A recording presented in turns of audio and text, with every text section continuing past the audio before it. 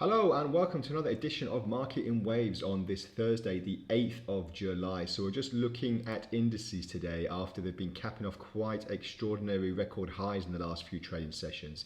And this has led the S&P to actually cap off a 7-day winning streak up until Tuesday, that is, when there was a little bit of a sell-off in tech stocks, but the ascension is expected to continue in the next few trading sessions. And Joe Biden is probably going to be a happy man, as not only are the indices flying, but the US index topped off a 3-month high yesterday as well. So very, very significant moves in the market over the last few weeks. And I just want to take a look at the NASDAQ and the S&P first of all today. So as we first of all take a look at the NASDAQ, we had this ended diagonal situation that we had going on, but it seems to look a little bit invalid now. So I'm looking at a multi-structural move to the upside, and we've done waves 1, 2, 3, 4 and 5 now of the minuet of the internal structure. Now we're looking to complete wave 3 of the minute degree and moving down lower to wave 4. So we'll see what comes into fruition there. This is at the I'm expecting it, the minor wave 3 to complete roughly at the 161.8 of the Fibonacci extension of waves 1 and 2. So I've got that in mind up here at the 16,000 area, which will be quite significant. Excuse me, quite significant, because there's a bit of a confluence there with quite, a 16,000 region is a very round number, is always a good confluence area. So multi-structural move to the upside is what I'm looking at the moment to see if there's any sign of a downturn or upturn or continuation of the upturn.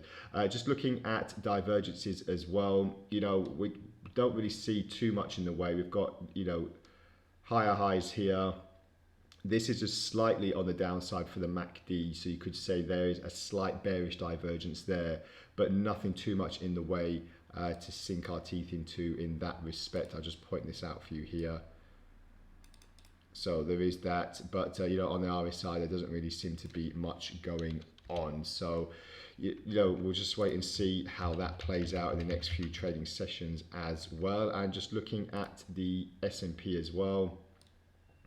Well, the last time we looked at it, we had this move to the upside that we were still looking at. We've finished the cycle wave 4. We were heading up into cycle wave 5, but we're just seeing how it's going to get there. I had to move my primary wave 2 at the moment due to the fact that we did hit a new low, roughly about this area here, the 4115.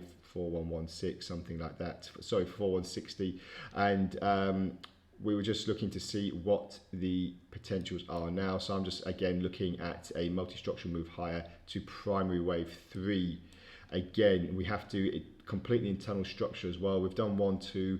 We're moving up in intermediate wave 3 now. So this could actually end again a little bit like the NASDAQ with the 1.618 Fibonacci extension of waves 1 and 2.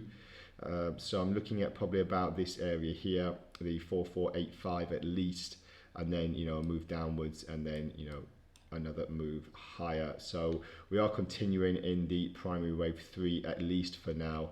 Divergences, again, not too much in the way. We are actually just seeing these movement moves higher. We did get that little bit of a sell-off on Tuesday, like I said, so we're just waiting to see what the potentials are in the next few trading sessions. And keep an eye out for the pandemic is heavily driving indices and stocks, so that's a good indication to look out for when you're trading these kind of instruments and assets as well. So S&P and NASDAQ are very, very favorable at the moment for the upside. So we'll see if there's going to be any chance of a reversal in the next few trading sessions. So keep an eye out for that. And that's all from the Market in Waves today.